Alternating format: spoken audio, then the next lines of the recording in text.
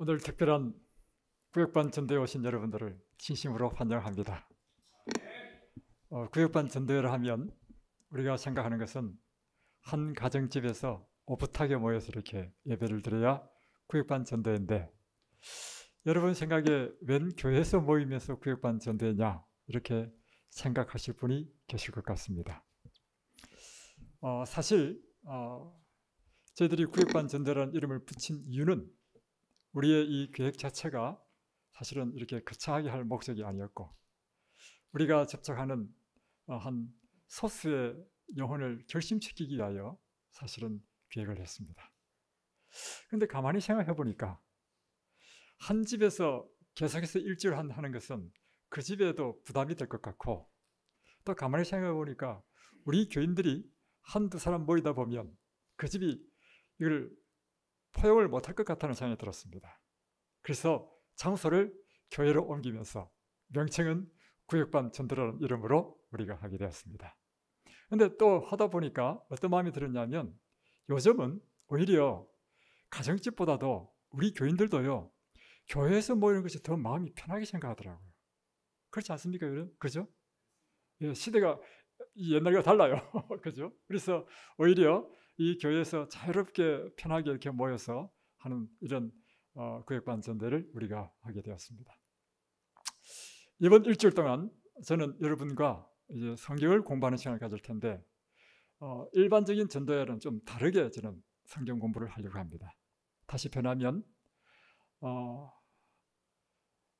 어떤 한 주제를 가지고 이렇게 하는 것이 아니라 성경을 마치 사경회처럼 말이죠. 성경을 함께 살펴보고 깊이 연구하는, 마치 우리가 매주 목요일마다 우리가 구도자 성경 공부를 합니다. 그리고 안식일 오후에는 또 안식일 오후에 구도자 성경 공부가 있습니다. 그때 우리가 하는 공부하는 것처럼 아주 자연스럽고 편하게 여러분들과 함께 성경을 배우는 그런 시간들을 이번 일주일 동안 갖고자 합니다. 그런데 오늘 참 놀란 일이 생겼습니다.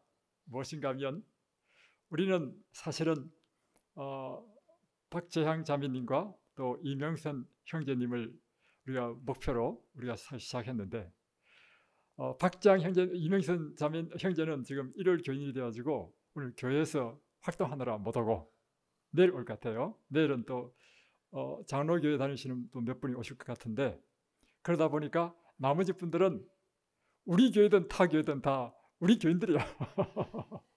그래서 우리 제가 생각이 어떤 생각이 들었냐면, 우리 교인들에게도 이번 이 기회가 영혼을 구원하기 위한 이렇게 훈련 받는 그런 귀한 기회가 된다는 생각이 듭니다. 한 영혼의 가치를 참 귀하게 여기고, 그 영혼을 구원하기 위하여 정말 이렇게 마음에서 우러나오는 그 봉사, 자원하는 심령으로 함께 이런 봉사하고 협력하는 것이 저는 참 아름답게 느껴졌습니다. 그래서 이 기간 중에 교회는 끊임없이 베푸는 곳이 되어야 되거든요.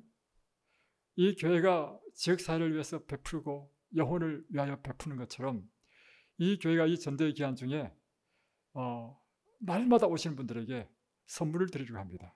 그 이유는 무엇인가 하면, 교회는 마땅히 어떤 것이 되어야 되는지를 우리가 보여주고, 이것이 또한 우리 각 개인들에게 끊임없이 우리 것을 나누는 훈련을 시키기 위하여 이 교회가 모범을 보여주려고 합니다. 그래서 오늘은 특별히 저희 교회에 최고급 올리브를 판매하는 그 김재학 지사님이 계십니다. 이분이 원래 이분이 올리브 장사를 하려고 한 것이 아니고 컨설팅 회사에서 일을 하다가 그것을 알게 돼서 여차차에서 그 최고의 올리브를 발견하고 그 사업을 하게 됐습니다. 그래서 이 올리브는 특별히 약용으로 쓰는 것인데, 조그만 한 병에 25,000원? 30,000원? 그런 것을 오늘 가실 때 하나씩 다 드릴 겁니다. 그리고 내일 날마다 이제 또 드릴 거예요. 내일은 또 다른 것으로. 그래서 이 기간에 오시면 영적으로 풍성한 그런 축제 기간이 되기를 주의 이름으로 축복합니다. 저는 이번 한 주간의 계획을 전체적인 타이틀을 인생의 참된 행복으로의 초대라는 제목으로 말씀을 준비했습니다. 오늘은 하나님의 말씀을 배우고 순종하라. 이것이 우리 인생을 참으로 복되게 한다는 것이죠. 이런 제목으로 공부하려고 합니다. 여러분, 아는 것은 힘이다 이런 말씀 들었죠? 근데 아는 것은 힘일 뿐만 아니라 아는 것은요 우리 인생에 굉장히 중요합니다. 거꾸로 무지는요 우리를 불편하게 하고 손실을 가져오게 하고 심지어는 우리의 생명을 앗아가게 하는 것입니다. 특별히 구원에 대한 지식을 우리가 알지 못해서 무지함으로 우리는 구원을 잃어버릴 수도 있습니다. 그래서요 아는 것은 굉장히 중요한 것입니다. 우리는 평생을 통해서 열심히 배우는 학생이 되어야 됩니다. 무지는요 더 나아가서 죄입니다. 죄. 지난주죠. 지난주에 저희들이 손님 초청의 날로 이제 사람들을 초청하는 가운데 제가 중학교 때 이 성경을 가르치고 침례를 준 한 자매가 어느덧 결혼을 해가지고 애를 둘이나 낳았습니다. 그런데 참 그때 애프장한 그 아이였는데 그 둘째가 지금 생후 3개월 됐는데 온몸에 아토피로 인하여 고생을 많이 하는 것입니다. 병원에 가서 이제 약을 쓰는데 아무리 약을 써도 안 낫고 온몸에 진물이 나고 해서 나중에는 안 되니까 저희에게 전화가 온 것입니다. 그래서 저희들이 딱 들어보니까 이 아이의 문제가 무엇인지를 알게 되었습니다. 여러분 특별히 피부 트러블이 있을 경우에 피부과에서 처방받는 약은요 굉장히 독합니다. 오히려요 우리에게 더 해롭습니다. 그래서 아이가 이게 이렇게 아토피가 생긴다 하는 것은요 어머니의 건강 상태와 관계 있는 것입니다. 그러니까 아이를 치료할 것이 아니라 어머니의 영양을 공급하게 되면 어머니의 젖이 달라지고 그러면 아이가 나온다는 것이죠. 그래서 그런 이야기를 나누면서 느낀 것이 이 아이는 대학교까지 나왔거든요. 그런데 건강에 대한 무지로 인해서 아이를 힘들게 하고 자기도 힘들게 사는 거예요. 여러분 우리는 알아야 됩니다. 특별히 이제 저희 사무실에 오시는 분들은요 세금 문제로 고민을 잔뜩 하고 와요. 그래가지고 막 맨날 며칠을 세금 때문에 잠을 못 자는 사람도 있어요. 그래서 잠을 못 자고 설치고 이렇게 잔뜩 고민해가지고 보면 이렇게 온단 말이에요. 근데 제 입장에서는 딱 보면 아무 일도 아니야. 그래서 제가 법을 통해서 이렇게 쫙쫙쫙 풀어가지고 처리를 해준단 말이에요. 갈 때는 막 얼굴이 막 한바퀴 웃어가지고 기쁨이 간단 말이에요. 보십시오. 그 사람이 고민하는 이유는 세법에 대해서 무지하기 때문에 고민하고 제가 그분을 도울 수 있는 것은 그것에 대해서 알기 때문에 도와줄 수 있다는 것이죠. 그래서 이 안다는 것은 굉장히 중요한 것입니다.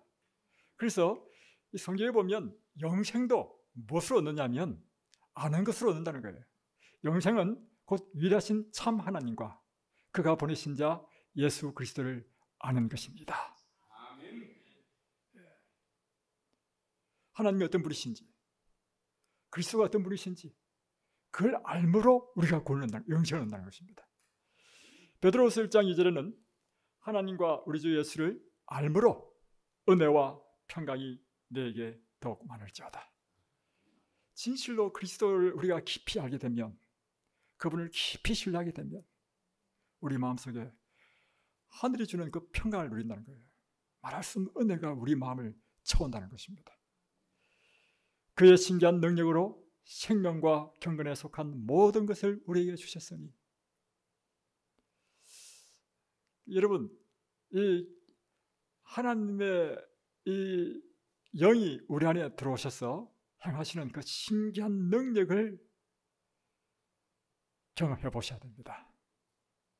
그 신기한 생명, 경건. 그래서 이 기독교는 자 이렇게 확실하게 말할 수 있는 이유는 뭐냐면 기독교는 관념적으로 어떤 지식적인 차원의가 아니고요. 진짜로 하나님을 믿으면 하나님의 영이 우리 속에 임하시고 그리고 실제적으로 우리의 육체와 정신과 우리의 모든 품성과 모든 면에서 우리의 삶을 변화시키는 능력이 된다는 것입니다. 그 능력 때문에 제가 이 복음에 이렇게 미쳐가지고 목사가 됐습니다. 그래서 여러분 언제 오느냐면 그것도요, 바로 하나님, 그것도 보십시오. 이것은 자기의 영광과 덕으로서 우리를 부르신 그분을 알 때 온다는 거예요. 알 때. 이 일주일 동안 한번 열심히 그분을 한번 배워보십시다. 기독교의 구원이란 어떤 것인가? 기독교에서 가르치는 구원은 어떤 환상이나 막연한 관념 속에서 이루어지는 것이 아니라 역사를 통해서 시간 속에서 실제적으로 이루어지는 것입니다. 아주 중요한 것입니다. 이 점에 있어서 일반적인 개신교인과 재림교회는 확연히 다릅니다. 천주교를 포함해서 일반적인 개신교회는요, 이 구원이 애매모호합니다. 왜 그런가 하면 구원을 역사적인 진행으로서 구원이 이루어진다고 생각하지 않기 때문입니다. 왜 그런가? 영혼 불멸을 믿기 때문입니다. 그래서 그들에게는 재림을 기대하지 않습니다. 그래서 구원이라는 것이요, 애매모호해져요. 재림교회가 가르치는 이 구원은요, 이 성경이 가르치는 구원인데, 이 성경이 우리에게 가르치는 것은 구원이란 실제적으로 역사를 통해서 하나님께서 구원을 이루시고, 그 구원을 이루시는 최종적인 종점이 무엇이냐면 예수님의 재림으로 우리의 구원이 완성된다는 것입니다. 그러므로 이 성경이 하나의 역사책이에요. 그래서 기독교 역사는 인류의 역사와 함께 시작된 것이고 인간의 삶을 통하여 이루어져 가고 있는 것입니다. 그래서 인간의 구원을 가르치고 있는 성경은 전부 다 역사 이야기예요. 그런데 그 역사가 시간적으로 계속해서 연결된 역사. 그러므로 언제까지요? 예수님 재림 때까지. 그 역사의 종착역에 그 구원을 완성시키는 것이 예수님의 재림이라고 하는 것입니다. 이해되시죠? 그래서 우리는 이 성경을 통해서 그래서 저와 성경을 공부하면 저는 반드시 성경과 창세기부터 요한계시록까지를 쫙 가르치거든요. 저와 성경 공부하게 되면 이 세상 역사가 머릿속에 딱 정리가 되고 성경 전체가 창세기부터 요한계시록까지가 쫙 정리가 돼요. 그래서 사실 이 시간을 가진 이유는 뭐냐면 우리가 목요일마다 성경 공부하는데 일주일에 한 번씩 만나니까 너무 감질이 나는 거예요. 그래서 일주일 동안 한참에 쫙 해가지고 성경 전체를 이렇게 집중적으로 이렇게 공부하는 시간이 우리에게 필요하다는 것입니다. 그래서 이 성경은 이제 이 세상의 시작에서부터 마지막 때까지의 역사예요. 창세기 1장이 뭐예요? 창조에 대한 이야기죠. 이 세상의 기원을 시작한 것이고 다음에 창세기 3장은 이 세상에 범죄가 들어온 것이죠. 그리고 바로 구속의 경륜이 선포된 것이죠. 창세기 4장은 이제 이 땅에 죄가 들어옴으로 이제 의와 악이 투쟁하는 선과 악의 대쟁투의 역사의 시작이 바로 가인과 아벨의 제사에서부터 시작되었다. 보십시오. 선과 악의 대쟁투의 시작이 제사로부터 시작됐다는 의미는 마지막 예수님 재림까지의 싸움이 무엇의 싸움이냐면요, 예배 싸움이라는 것입니다. 그래서 마지막 세 천사의 기별의 핵심이 뭐냐? 첫 번째 천사, 두 번째 천사, 세 번째 천사가요 각각 다른 것이 아니고요 한 주제를 세 번 반복한 것입니다. 그것은 예배에 대한 싸움인 것입니다. 합당한 예배를 드리라는 것입니다. 그 합당한 예배가 하나님께서 이 세상을 창조하신 그 안식일을 기억하여 그렇게 지키라고 하는 것입니다. 다음에 이제 창세기 6장으로 가면 이제 이 세상에 죄가 들어온 이후부터 이 죄가 얼마나 신속하게 확장되는지를 보여주고 나중에 하나님께서 인간의 죄가 너무 관영함으로 사람을 지었음을 한탄하십니다. 그래서 이 세상을 물로 심판하실 수밖에 없는, 그래서 이게 노아 홍수였죠. 그때 이 세상을 완전히 물로 다 심판했습니다. 그리고 노아의 8가족으로 다시 세상의 역사가 시작되었습니다. 그러나 이 노아 홍수가 시작된 지 얼마 지나지 않아서 또 인구가 불어나면서 여러분 참 이상한 것은 의를 추구하고 하나님을 섬기는 사람은 항상 소수라는 것이에요. 항상 보면 다수는 하나님을 거부하고 죄를 따라 산다는 것입니다. 그래서 여러분 이 마지막 때도 여러분 많은 사람들이 가는 길을 가면 안 돼요. 여러분 종교도 마찬가지입니다. 많은 사람이 믿는 그런 종교는 다 가짜예요. 인기 있고 대중적인 것. 그래서 예수님께서 하신 말씀이 뭐냐면 생명으로 인도하는 문은 좁고 길이 협착하다. 좁은 길로 들어가라. 좁은 문으로 들어가라. 그 좁은 문이 제7일 안식을 위해서 주는 교회입니다. 결론적으로 말씀드리면 이제 이 바벨탑 사건으로 인해서 하나님께서 이 바벨탑 사건 알죠? 자기의 의로 구원하겠다는 것입니다. 그래서 이제는 하나님께서 비를 내리신다 하더라도 우리가 스스로 우리를 구원하겠다. 그래서 높이 탑을 쌓은 거 아닙니까? 하나님께서 단 한 번에 이것을 못하게 하셨습니다. 사람의 말을 바꿔버렸어요. 그때 그 전까지는 모든 사람들이 한 언어를 사용했는데 바벨탑 사건 이후에 하나님께서 이 세상의 언어를 혼잡게 하심으로 오늘날 영어, 불어, 독일어, 중국어 다 생기게 된 것이죠. 하나님께서는 이 구원의 사역을 이루시기 위해서 이 세상의 많은 나라, 민족 가운데 특별히 한 사람, 한 민족을 택하셨습니다. 그것은 아브라함입니다. 여러분, 아브라함이 택함을 받은 것은 아브라함에게 어떤 의가 있었을까요? 전적인 하나님의 은혜입니다. 오늘 하나님께서 우리를 이 구원으로 인도하시고 우리를 이렇게 하나님 믿는 백성으로 삼으신 것, 나에게 뭔가 좀 의가 있기 때문에 내가 선택된 것입니까? 전적인 하나님의 은혜입니다. 그래서 이 구원에 관한 것을 깊이 생각해 보면요, 우리는 하나님 앞에 정말 자랑할 것이 하나도 없고 모든 것이 하나님의 은혜고, 그래서 오직 우리는 하나님께 감사와 찬양을 돌릴 수밖에 없다는 것이죠. 하나님께서 아브라함을 부르실 때가 BC 1920년, 그러니까 창조 이후에 한 2080년 이후 됐을 때 아브라함을 부르신 것입니다. 아브라함이 부르심을 받고 아브라함을 통해서 하나님께서 하나님을 믿는 한 민족을 탄생시키셨습니다. 자, 이것이 이제 아브라함을 부르신 것인데, 여호와께서 아브라함에게 이르시되 너는 너의 본토 친척 아비 집을 떠나 내가 내게 지시할 땅으로 가라. 내가 너로 큰 민족을 이루고 내게 복을 주어 내 이름을 창대케 하리니 너는 복의 근원이 될지라. 그래서 저는 이 창세기 12장 1절 2절을 읽을 때마다요, 이것은요 아브라함을 부르신 것뿐만 아니라 오늘날 아브라함의 후손으로 부른 모든 사람에게 개인적으로 하시는 말씀입니다. 여러분, 한 사람 한 사람은 하나님께 부르실 때요, 하나님께서 그들을 축복하시고 그들에게 복의 근원이 되시기 위하여 부르신 것이라는 사실이죠. 우리를 통하여 수많은 사람들이 그리스도를 믿게 되면 우리가 곧 복의 근원이 되는 것입니다. 아브라함이 이제 부르심을 받은 다음에 아브라함이 백세에 이삭을 낳죠. 다음에 이삭은 야곱과 에스를 낳습니다. 또 야곱과 에스 가운데서도 특별히 야곱이 하나님의 이 영적인 선물을 갈급한 사람이었습니다. 그러나 에스는 영적인 데 관심이 없었습니다. 그래서 하나님께서는 이 야곱을 통해서 믿음의 후손을 이어가셨습니다. 이 아브라함 자손이 큰 민족을 이루는데 그 후 아브라함의 자손들이 점점 번성하여 큰 민족을 이루게 되었는데, 아브라함의 손자인 야곱의 11번째 아들 요셉이 애굽에 팔려간 것이 계기가 되어서 야곱의 모든 가족들이 애굽에 들어가서 생활하면서 큰 민족을 이루게 됩니다.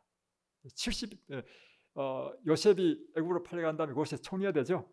총리가 된 다음에 흉년 기간 중에 그 자기 형제, 아버지, 그 자손들 70명을 다 자기가 있는 그 애굽으로 고센 땅으로 이제 이주시키죠. 그러면서 이 고센 땅에서 이스라엘 백성들이 200만으로 막 불어나죠. 하나님께서 특별한 섭리로 그렇게 하신 것이죠. 그래서 12아들 가운데 요셉이 특별히 이 구원자의 사명을 띠고 태어났고, 이 요셉을 통해서 애굽을 구원했을 뿐만 아니라 근동 지역을 구원하고 또한 하나님께서 택하신 이 특별한 선민을 하나님께서 이 번성시키는 역할을 하게 된 것입니다. 이렇게 해서 애굽에 들어간 이 애굽이 그로부터 세월이 지나면서 요셉도 죽고 또한 요셉의 그 공덕을 잊어버린 새로운 왕조도 바뀌죠. 제 기억에는 그렇게 알고 있는데 왕조도 바뀌면서 요셉을 알지 못하는 왕이 이 이스라엘 백성들을 몽땅 다 종으로 삼아버립니다. 그래서 그 피라미드를 지으면서 얼마나 고생했겠어요. 그러니까 그 고통이 너무 심해서 하나님께 부르짖을 때 하나님께서 구원자 모세를 보내셔서 이스라엘 백성들을 출애굽시키는 사건, 이것이 바로 성경의 창세기 다음에 나타나는 성경책이 출애굽기예요. 그리고 이 성경이 알고 보면 하나님께서 구원을 이루어 나가는 역사를 우리에게 기록하는 것입니다.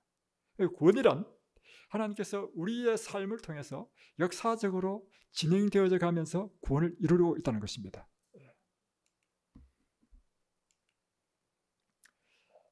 출애굽한 이스라엘 백성은 광야에서 40년을 방황하죠.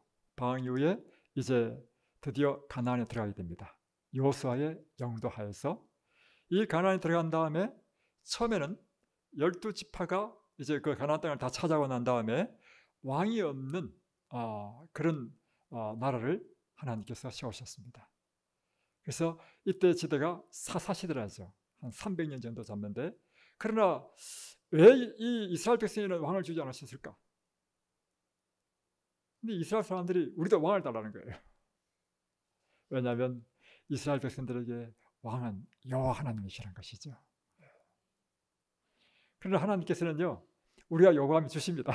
그래서 사사시대를 지나서 그들이 요구하는 왕을 줬죠. 그래서 이제 왕정 시대로 넘어가게 됩니다. 이제 뭐 사사는 우리 여러분 다 아니까 다 넘어가겠습니다. 그래서 이제 12지파가 한 나라가 된 이 나라가 통일왕국 시대. 그래서 보십시오. 아까 이제 출애굽기 다음에 민수기, 신명기, 레위기 전부 다 이게 40년 동안 방황하던 시대고, 다음에 이제 여호수아서가 이제 가나안 땅에 들어가는 이야기고, 그 다음에 사사기가 사사시대의 이야기고, 그 다음에 사사시대를 넘어서 이제 왕정시대로 들어간 것이 성경에 그 다음에 나오는 사무엘 상하, 열왕기 상하가 되는 것입니다. 그죠? 이 성경은 구원을 이루어가는 역사적으로 기록되어 있죠. 예. 자, 첫 번째 왕은 사울이었습니다. 사울이 왕이 될 때는 굉장히 겸손한 사람이었습니다. 그는 그가 왕으로 피선될 때 어디 숨었다 했죠? 무슨 마차 밑에 숨었는지 숨었다 했습니다. 그렇게 겸손한 사람이었습니다. 그가 겸손할 때 그를 하나님께서 택하셨습니다. 그러나 그가 왕이 된 이후에는 점점 교만해져서 이제는 하나님의 명령조차도 어기는 사람이 되었습니다. 그랬을 때 하나님께서는 사울을 부리셨습니다. 그리고 다시금 사무엘상 2장에 나오는 것처럼 내 마음에 합한 자 다윗을 택하셨습니다. 여러분, 그래서요, 하나님의 마음에 합한 자가 되십시오. 하나님께서 제일 싫어하는 게 있는데요, 잘났다는 사람, 교만한 사람. 어떤 사람이 교만한 사람이냐? 하나님 말을 안 듣고 자기 뜻대로 하려고 하는 사람이 하나님 앞에서는 교만한 사람이에요. 하나님이 교만한 사람을 보는 것은요, 목이 뻣뻣해서 교만한 게 아니고요, 하나님의 말씀을 무시하고 자기 마음대로 사는 사람, 이게 하나님 앞에서는 가장 교만한 사람이에요. 그럴 때 하나님께서는 그 사람을 사울을 버리듯이 버리셨다는 거예요. 또 누구를 버리셨는가? 솔로몬 보십시오. 솔로몬이 처음 왕이 되었을 때 얼마나 그가 하나님 앞에 일천번제를 드렸던 그런 사람이었습니까? 그리고 하나님께서 그에게 나타나셔서 야, 내가 너에게 감동받았다, 내가 너에게 뭘 줄꼬 했을 때 솔로몬은 부도 영화도 구하지 않았습니다. 오 주님, 저에게 지혜를 주십시오. 나는 이 백성을 판단하기에는 나는 작은 아이에 불과한 것입니다. 이렇게 겸손했을 때 하나님께서는 이 솔로몬에게 그가 구하지 않았던 부도 주고 권세도 주고, 그래서 1년에 그 주위의 나라들을 다 점령해가지고 1년에 받아들이는 조공만 666달란트. 그랬더니 점점 솔로몬이 어떻게 됐어요? 교만해진 거예요. 교만의 뜻이 뭐냐? 하나님의 말씀을 안 들어야지. 자기 마음대로 해. 그게 교만입니다, 여러분. 그래서 여러분, 교회에서도요, 하나님의 뜻대로 하나님의 말씀을 안 들으면 그 교만이고요, 교회에서 목사가 잘못하는 것도 없고 하나님의 말씀대로 가르치는데도 불구하고 목사 말을 안 듣는다, 그 사람은 교만한 사람입니다. 교회가 어려운 이유는 그것 때문에 어려워요, 교회가.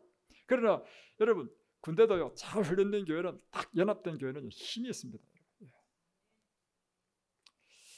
그래서 여러분 절대 교만해지시면 안 됩니다. 교만의 정의는 뭐냐? 하나님 말씀 안 듣고 자기 뜻대로 하는 게 교만입니다. 사울이 왕이 됐을 때 BC 1050년이었고 다윗이 왕이 됐을 때 1010년이었죠. 그래서 시편의 다윗의 기록은 기원전 1000년에 기록된 것이다 이렇게 보는 거죠. 기원전 1000년에 기록된 그 시편을 읽어보면 그 당시의 지성은 우리가 생각하는 것처럼 원시 사람이 아니고요, 지금보다 훨씬 뛰어났던 거예요. 어쩌면 우리는 퇴화됐어. 영성도 퇴화됐고 육체적인 이런 활력과 기능도 퇴화됐고. 그래서 우리가 오늘 과학적인 문명을 누린다 가지고 우리는 자꾸 착각해. 왜냐하면 과거 사람을 자꾸 무지한 사람으로 생각하고 절대 그렇지 않습니다, 여러분. 그런데 이제 솔로몬이 그 교만 때문에 하나님께서 이 나라를 둘로 쪼개죠. 그래서 솔로몬의 아들 르호보암에게는 2지파만 주고 베냐민과 유다 지파, 나머지 10지파를 여로보암에 주죠. 그러면서 나라가 2개 쪼개진 이 시대를 남북 왕조 시대 때 이렇게 이야기하고 있죠. 그러나 이제 북방 이스라엘은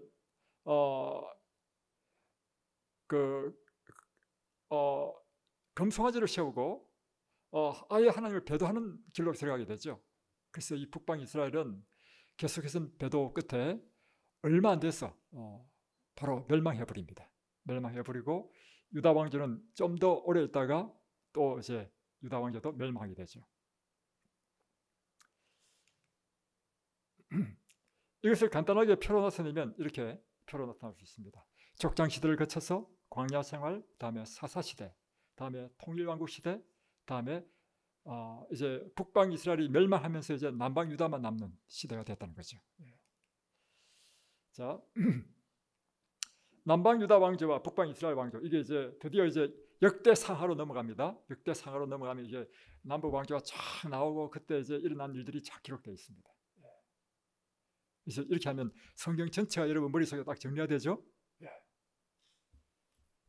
그래서 남방 유다 왕조, 북방 왕조를 보시면 남방은 다윗 왕조, 한 왕조로서 20왕이 다스렸고 425년간 통치했습니다. 그러나 북방 이스라엘은 9왕조가 바뀌었다. 이건 뭐냐면 고려 왕시에서 그다음에 이시조스로 넘어가고 이런 거 말이, 이런 걸 9번에 바뀌었다는 거예요. 그리고는 왕은 열압왕 209년밖에 존속하지 못하고 멸망했습니다. 자, 오늘의 이야기는 여기서부터 시작됩니다. 이 남방 유다의 히스기야 왕 때에 기원전 729년에서 686년인데 이 왕 때 특별한 일이 일어났습니다. 왕하 20장 1절에 보면 그때 히스기야가 병들어 죽게 되매 아모스의 아들 선지자 이사야가 제게 나와 이르되 여호와의 말씀이 너는 집을 처치하라. 내가 죽고 살지 못하리라. 지금 이사야 선지자가 히스기야 왕에게 와가지고 한 말이 뭡니까? 너 죽겠다는 거예요. 한마디로 뭐 복잡하게 이야기할 필요 없이 한마디로 딱 표현하면 당신 죽을 거니까 이제 집 정리를 하시라 거예요. 근데 이때 히스기야 왕의 나이가 몇 살인가? 제가 그래서 성경을요 그 나이를 계산해 봤어요. 이 역대 상하 다 11개 상하를 통해 가지고 왔다 갔다 하면서 계산해 보니까 39이에요. 여러분 자기 39밖에 안 됐는데 와가지고, 그래도 아무가 선지자가 와가지고 선지자가 한 번 말하면 절대로 변개치 않는 이루어지는 선지자가 와가지고 당신 이제 하나님께서 말씀하시는데 죽겠다 했습니다. 여러분 감당되겠어요? 저 같으면 감당이 안 되겠습니다. 히스기야가 감당이 안 됐어요. 그래서 히스기야가 낯을 벽을 향하여 통곡해서 통곡, 눈물을 흘리며 하나님께 기도하여 여호와여 구하오니 내가 진실과 전심으로 주 앞에 행하며 주의 보시기에 선하게 한 것을 기억하옵소서 하고 심히 통곡하니라. 실제로 히스기야 왕의 역사를 보면요, 히스기야는 굉장히 선한 왕이었습니다. 하나님을 위해서 그는 정말 의를 행한 사람이었습니다. 그래서 그가 주여 저 한 일을 기억해달라고 이렇게 막 하나님께 간절히 통곡하면서 이렇게 하니까요 하나님께서요 다시 이사야를 보내서 응답했습니다. 내가 내 기도를 들었다. 내가 내 눈물을 봤다. 내가 널 낫게 하겠다. 네, 내가 3일 만에 여호와의 전에 낳는데도 3일 만에 막 다 낫게 해준다는 거예요. 그리고 내 날수를 15년이나 더해주고 모든 외적으로부터 이 성을 보호해줄 것이며, 저는 이 하나님을 이렇게 섬기면 이 믿으면 믿고 섬기면 섬길수록 하나님이 저희는 어떤 분이냐면요, 마치 내 부모님, 사랑하는 아주 사랑이 많으신 아버지나 어머니 같이 느껴집니다. 왜냐하면 우리가 자녀를 키워보잖아요. 자녀를 키워보면 언제 마음이 아프냐면 애가 아파가지고, 아프면 밥도 안 먹어요. 밥도 안 먹고 아프면 눈물 찔찔 흘려요. 이게 얼마나 가슴이, 이 부모로서 말이죠, 막 그런 경험 해보셨죠? 애 키우면서, 애 어릴 때. 지사님 안 해보신 것 같아. 표정이 이상하네. 그런 경험을 하면서 그냥 어쩔 줄 모르잖아요. 하나님이 우리에 대해서 딱 그런 거예요. 우리가 보십시오. 너무 심각한 인생의 문제가 있어가지고 밥도 안 먹고 하나님 앞에 눈물을 흘리면요, 하나님께서는 꼼짝 못해요. 여러분 인생에 큰 문제가 있으면요, 저 비결을 가르쳐 드리겠습니다. 일단 밥을 먹지 마십시오. 그리고 막 우십시오. 막 떼쓰시죠. 떼서. 그러면 막 하나님 꼼짝 못해요. 저도 그런 경험했습니다.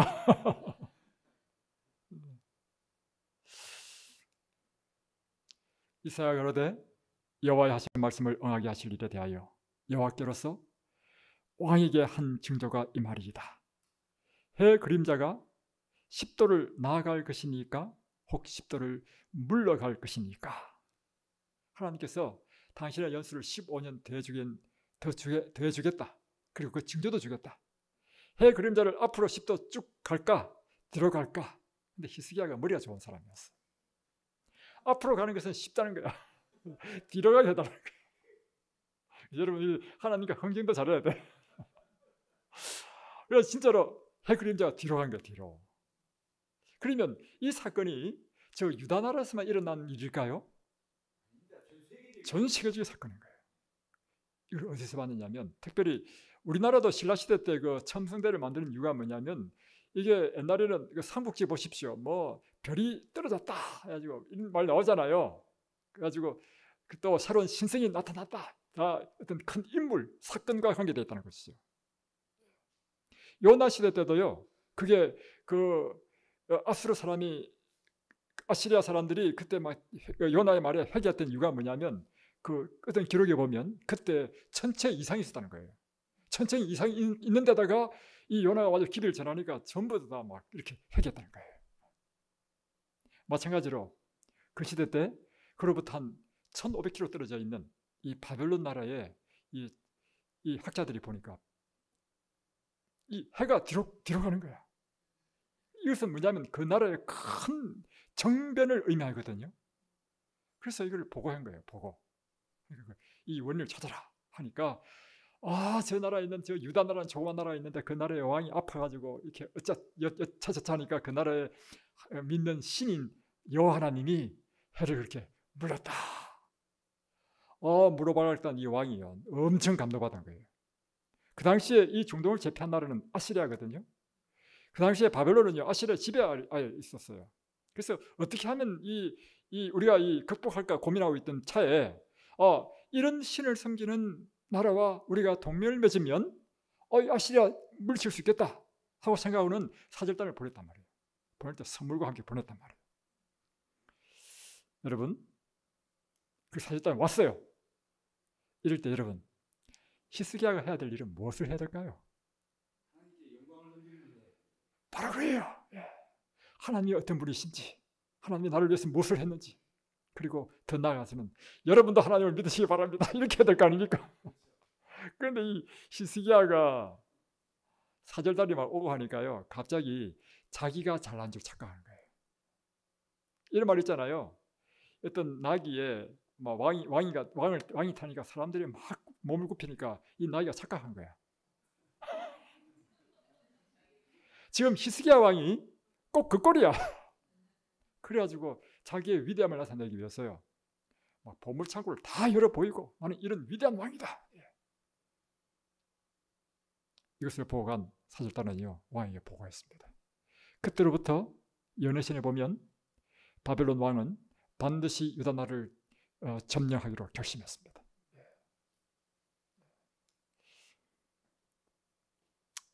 이때 히스기야가 다시 이사야 선지자가 다시 히스기야 왕에게 왔습니다. 왕이시여, 당신 한 일이 무엇입니까? 히스기야가 이런 일을 했다. 왕의 명령을 들으십시오. 내 집에 있는 모든 소유와 내 열조가 오늘까지 쌓아둔 것이 모두 바벨론으로 옮긴 바 되고 남을 것이 없으리라. 여호와의 말이니라. 또 내게서 날 자손 중에서 몇이 사로잡혀 바벨론 왕궁에 환관이 되리라. 그러니까 이 죄로 인하여 히스기야에게 선언한 하나님의 특별한 예언이 있는데, 첫 번째는 내가 보여준 그 모든 보물이 바벨론 나라에 옮겨질 것이다. 두 번째는 내 몸에서 날 자손 중에 몇몇이 바벨론으로 포로 잡혀가지고 그곳에서 그들의 신하가 될 것이다. 이런 예언을 했습니다. 이게 뭐예요? 예언이에요, 예언. 미래에 일어날 일을 미리 이야기한 거죠.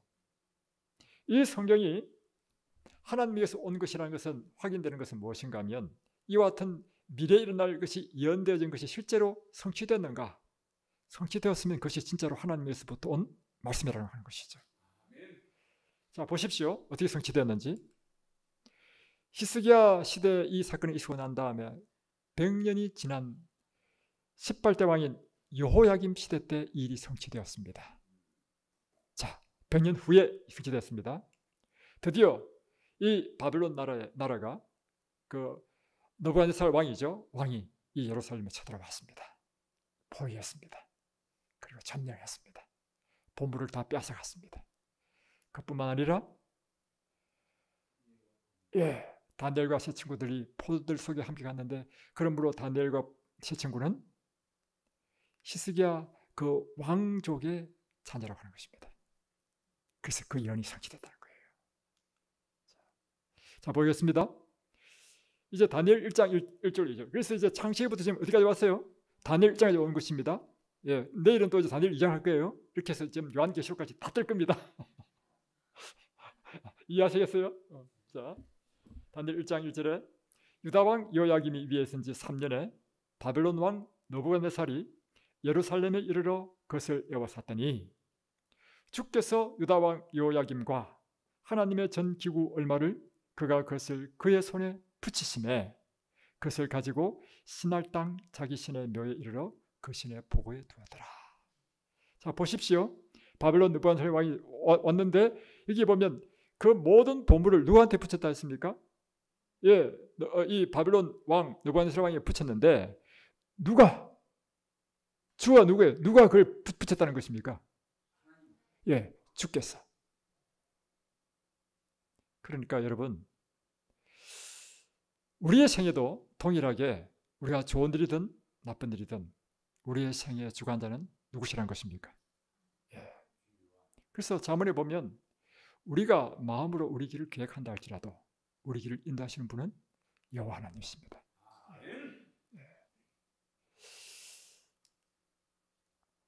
이제 왕이 그뿐만 아니라 이제 보물을 뺏어갔고, 그 다음 왕이 환관장 아스푸나스에게 명하여 이스라엘 자손 중에서 왕족과 귀족의 몇 사람, 곧 흠이 없고 아름다우며 학문에 익숙하여 왕궁에 모실 만한 소년을 데려오게 하였고, 그들 중에 유다 자손 곧 다니엘과 하나냐와 미사엘과 아사랴가 있었더라.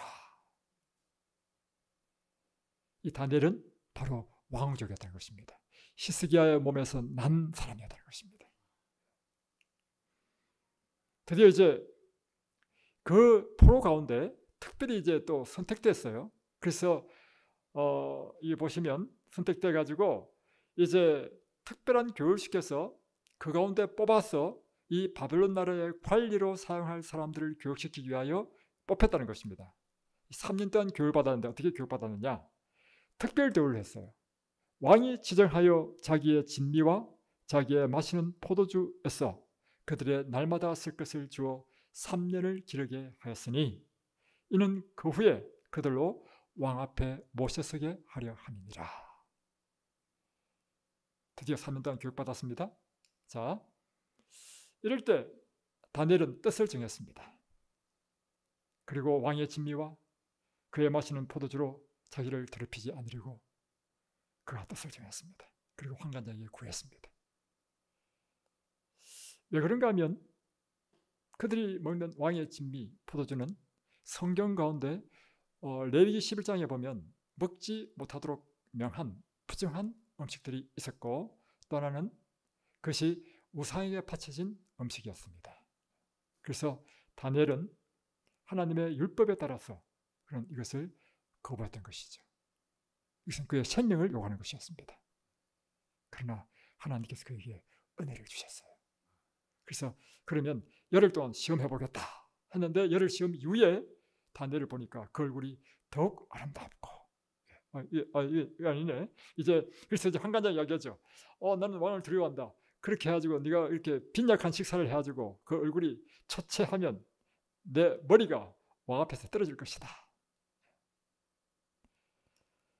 그러니까 이 다니엘이 열흘 동안 저를 시험해 주십시오. 열흘 동안 채식을 주어 먹게 하고 물을 주어 마시게 한 후에 그 이후에도 만약 그렇다면 당신의 처분대로 하십시오.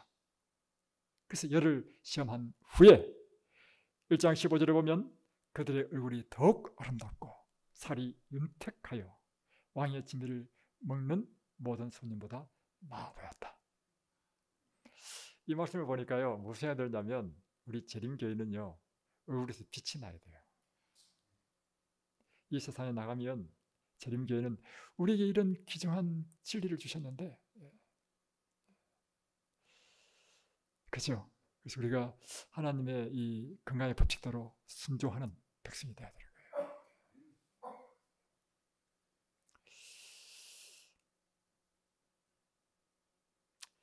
하나님이 이 내 소년에게 학문을 주시고 모든 서적을 깨닫게 하시고 지혜를 주셨으니 다니엘은 또 모든 환상과 꿈을 깨달아 알더라. 여기도 잘 보십시오. 우리는 공부를 하면 그 학문을 습득하는 것은 누가 노력해서 얻는 것이라고 생각하십니까? 내가. 그죠? 근데 제가 이게 성경 보면서 처음에 제가 이해 안 된 게 있어요. 자문에 보면 이렇게 나와 있거든요. 지혜의 근본은 여호와이시다. 지식의 근본은 여호와이시다. 제가 처음 초신자 때 이해가 안 된 거예요. 아니, 지식은 내가 노력해서 습득하는 것이지 왜 지식이 여호와를 경외함이 지혜의 근본이요 지식의 근본이 되거든요. 하나님을 경외하는 것은 영적인 일이지 하나님을 경외하는 거하고 내가 이 지식을 얻는 거하고 무슨 관계 있는가 이해를 못했단 말이에요.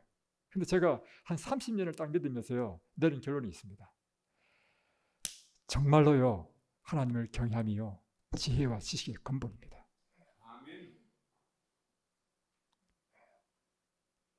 이건 여러분도 아멘이시죠? 아멘. 경험적으로 그죠? 아멘.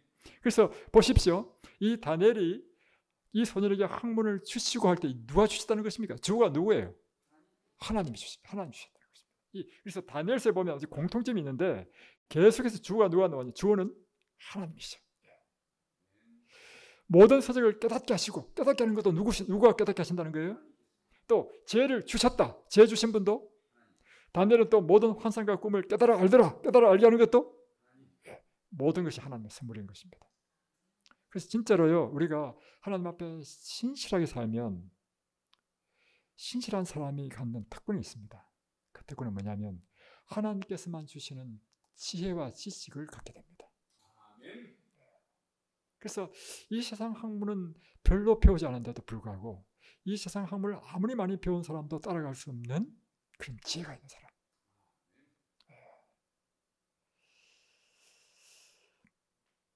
이제 드디어 3년이 찼습니다. 그래서 왕이 명한 바 그 기한이 찼으므로 왕이 그들과 말하여 보매 이제 다시 테스트했다는 것이죠. 그런데 그 중에 다니엘과 하나냐와 미사엘과 아사랴와 같은 자가 없으므로 그 다음 절에 보면 10배나 더 많았다.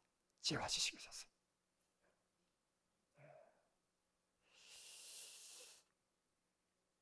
그래서 결국에는 무엇이 되느냐면 바벨론 나라의 환관이 됩니다. 이야기는 아까 히스기야 왕에게 선언한 그 예언이 완전히 성취되는 걸 보죠. 자, 히스기야 왕에 대한 예언이 이사야에 기록된 그 예언이 지금 어디에 와서 성취되었냐면 다니엘 1장 2장에서 성취되었습니다. 오늘 하나님께서 이 성경에 말씀한 모든 예언은 반드시 성취될 것입니까? 아멘. 성취됩니다. 다음에 이 다니엘 1장을 통해서 우리가 배워야 될 귀중한 교훈들이 있다는 것이죠. 그 첫 번째는 무엇인가 하면 하나님의 말씀에 순종하는 것은 우리에게 축복의 씨앗을 심는 것과 마찬가지라는 것입니다. 아멘. 그래서 하나님의 말씀에 순종하는 씨를 심자는 것입니다. 아멘. 자, 보십시오. 예루살렘이 하나님이 없는 이방 나라에 멸망한 이유는 무엇입니까? 참 이상한 것은 뭐냐면 예루살렘은 하나님의 백성, 하나님께서 당신의 백성이라는 그 나라인데 바벨론 나라는 이방 신이 숨기는 나라란 말이에요. 하나님과 이방 신이 싸우면 누가 이겨야 됩니까? 그런데 이건 오히려 이 예루살렘이 멸망해버렸단 말이에요. 그럼 하나님이 힘이 없어서 멸망된 겁니까? 아닙니다. 또 꽃단 유대 청년 다니엘과 세 친구가 불과 17세밖에 안 됐는데 그 먼 이국 땅으로 포로로 잡혀가게 된 이유는 무엇입니까? 이 포로로 잡혀간 유대 청년들은요, 왜 이런 비극을 당해야 되는 것입니까? 그건 단 한 가지입니다. 우리가 아무리 하나님을 믿는 백성이라 할지라도 이 성경을 보면요, 멸망한 이유는 예레미야서 또 쭉 나오잖아요. 유다 나라가 계속해서 하나님께 범죄함으로 하나님께서 이 나라를 멸망시켰습니다.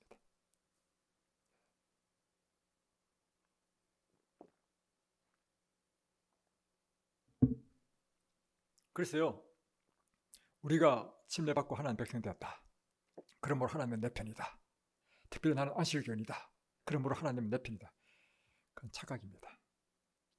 우리가 어느 교파에 속하느냐, 내가 하나님 명목상인 하나님의 백성이 중요하지 않습니다. 여러분.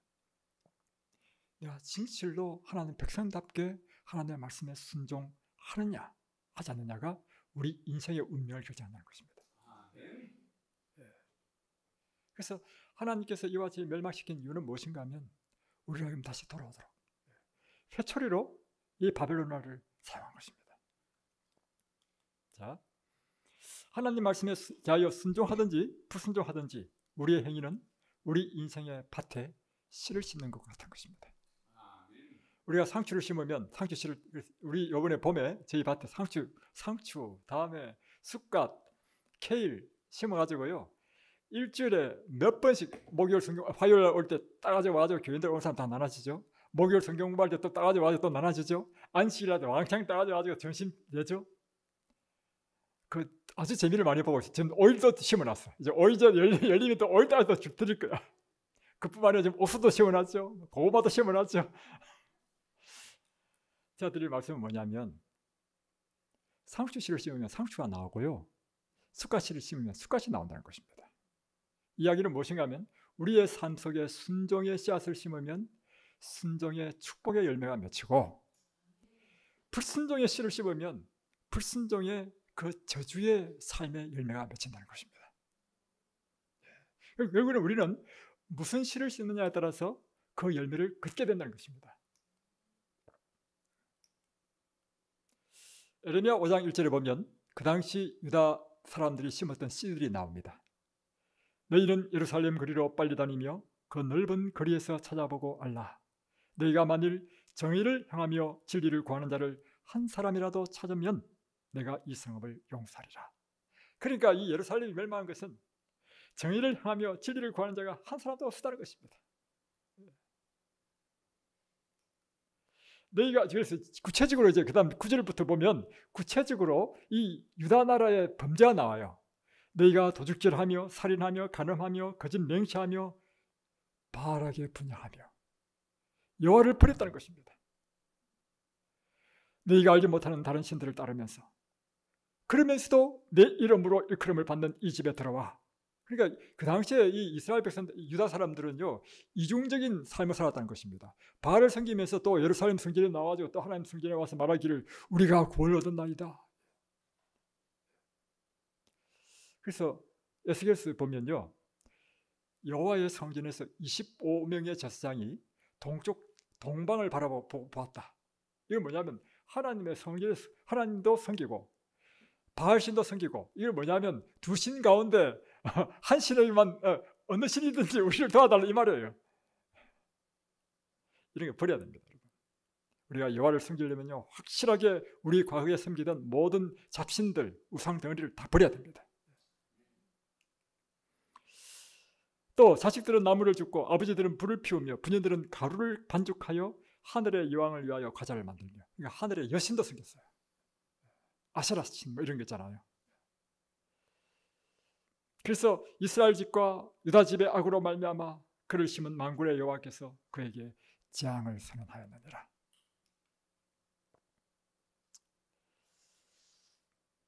신명기 28장에 보면 하나님의 율법에 분명히 이렇게 모세를 통해서 주신 말씀이 있습니다. 내가 악을 행하여 그를 잊음으로 내 손으로 하는 모든 일에 여호와께서 저주와 혼란과 책망을 내리사 망하며 속히 파멸하게 하실 것이요. 우리가 악을 행하고 그를 여호와를 잊어버리면, 그는 여호와예요. 잊어버리면 여호와께서 우리 삶 속에 주는 것은 저주, 혼란, 책망, 이거밖에 없다는 것입니다. 내 자녀를 다른 민족에게 빼앗기고 이렇게 악을 행하면 내 자녀를 빼앗긴다는 것입니다. 또 41절, 내가 자녀를 낳을지라도 그들이 포로가 되므로 너와 함께 있지 못할 것이요. 그러니까 지금 다니엘과 세 친구가 지금 바벨론으로 포로 잡혀간 것은 무엇의 성취입니까? 신명기 28장 41절에 있는 이 예언의 말씀의 성취예요, 여러분. 그래서 저는 신명기 28장 읽을 때마다 저는 감탄합니다. 왜냐하면 제가 18세 때요, 하나님을 알지 못할 때 막 방황했거든요. 이게 보니까 우리가 그렇게 방황한다는 것은 뭐냐면, 인생의 방황이라는 것은 다 죄 짓는 것입니다. 이게 보니까 죄를 짓는 사람은요, 폐병에 걸릴 것이다 돼 있어요. 제가 폐병이 걸렸어요. 신명기 28장 읽을 때마다 저는 이 말씀이 나한테 성취됐네? 그러면 거꾸로요. 그렇다면 내가 하나님 말씀을 순종하면 이제 하나님 말씀에 대한 이 축복의 말씀도 내한테 성취되겠네? 맞습니까? 아멘. 또 여기 보면 우리가 범죄하면요, 하늘은 철이 되고 땅은 노시 된다는 것입니다. 우로가 내리지 않는다는 것입니다. 여러분, 땅이 비옥한 토지 되고 사막 되는 것은요, 한순간이에요. 비가 오면 옥토가 되고 비 안 오면요, 그 좋은 옥토도 사막이 되어버리는 것입니다. 성지순례 가보면요, 이해 안 되는 게 있어요. 왜냐하면 이스라엘 땅을 가보면요, 거의 사막과 같아. 그런데 성경에 보면 젖과 꿀이 흐른 땅이랬거든. 이 헷갈려. 아무리 봐도 내가 볼 때는, 내가 볼 때 한국 땅이 훨씬 좋아요. 근데 어떻게 이거를 하나님께서 그럼 하나님께서 거짓말 하셨나? 아니거든요. 하나님 절대 거짓말 하신 분이 아닙니다. 그러면 그 말씀 하실 때는 기원전 1500년 전에 했거든요. 그러면 지금으로부터 3500년이 지나면서요, 무슨 일이 일어났을까? 이스라엘 백성들이 계속해서 범죄함으로 이 28장에 있는 것처럼 비와 우르를 내리지 아니하니까 그 젖과 꿀이는 땅이 사막이 되어버리고 황폐하게 되더라는 사실이에요. 지금 북한 보세요. 북한이 악을 행하니까 우리나라는 내년 풍년 되는데 북한은 노상 흉년 들잖아요. 흉년.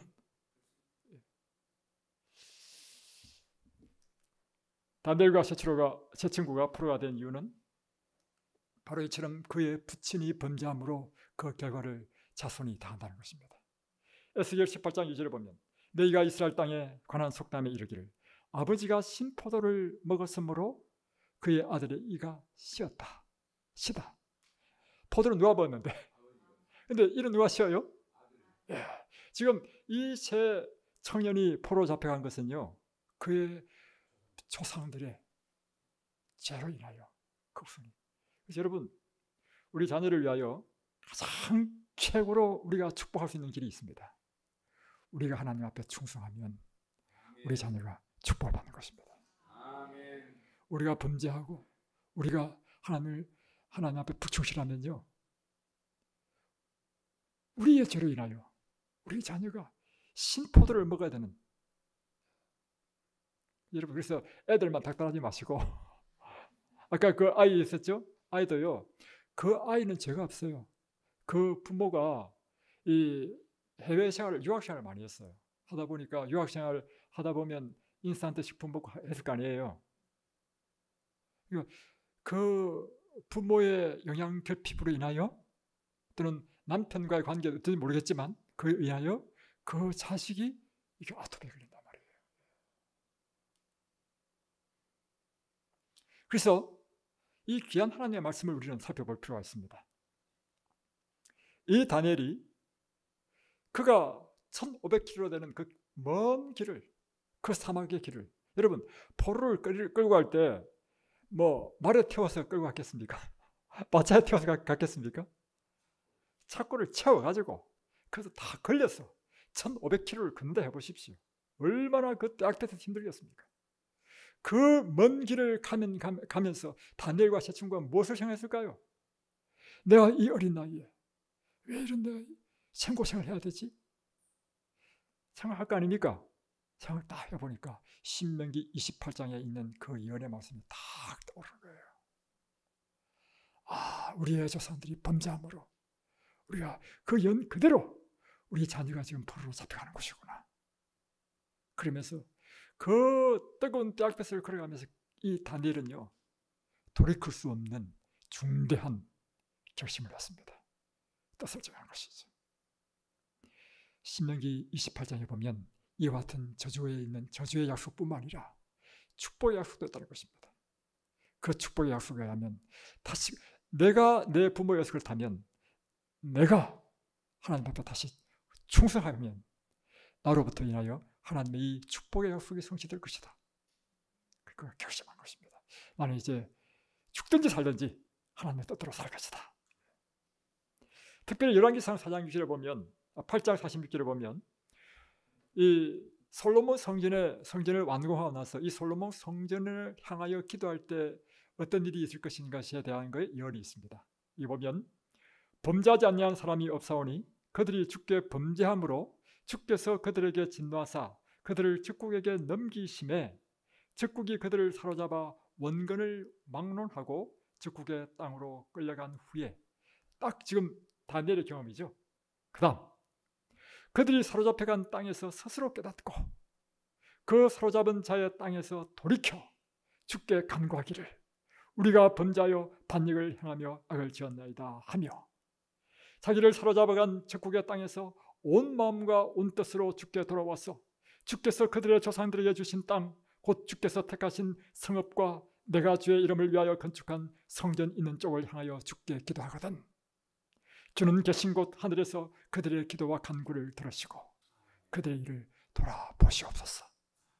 주께 범죄한 백성을 용서하시며 주께 범한 그 모든 허물을 사하여 주옵소서. 이 약속의 말씀을 기억한 것입니다.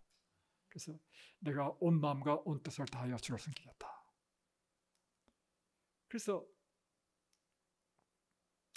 이제 이 다니엘은 이 하나님의 말씀에 순종하는 씨를 심기를 결심한 것입니다. 그래서 뜻을 정해서 첫 번째 당한 시험이 뭐냐면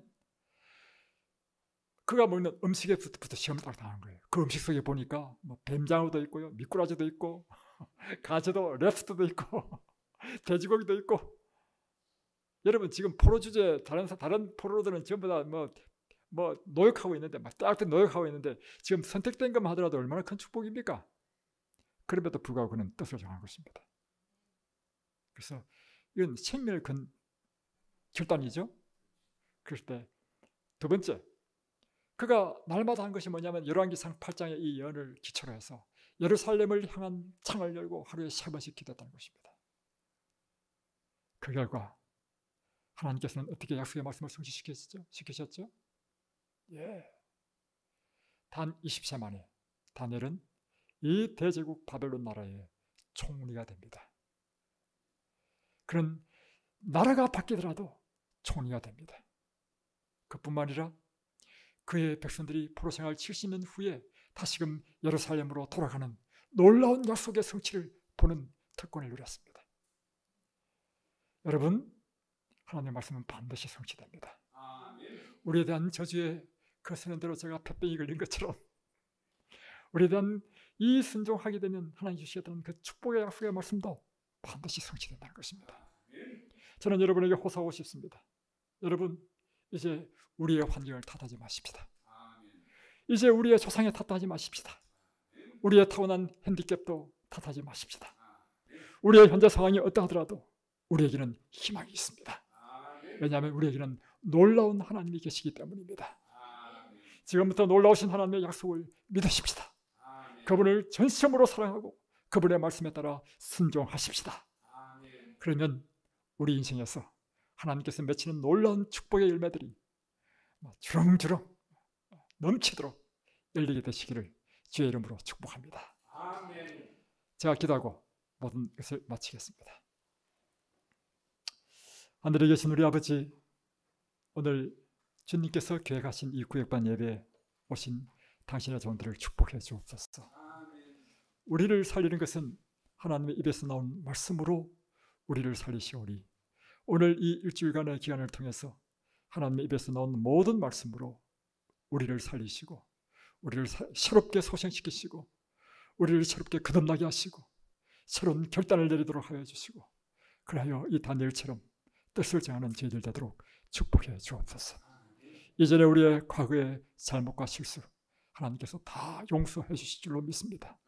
새롭게 우리가 주님 앞에 새로운 뜻을 정해서 주님 앞에 순종하고 온 마음과 온 뜻을 다하여 주를 섬기는 저희들 되도록 도와주셔서 우리 생애 가운데 풍성한 하나님의 사랑의 선물들로 넘쳐나도록 축복해 주옵소서. 예수 그리스도 이름으로 간절히 기도드리옵나이다. 아멘.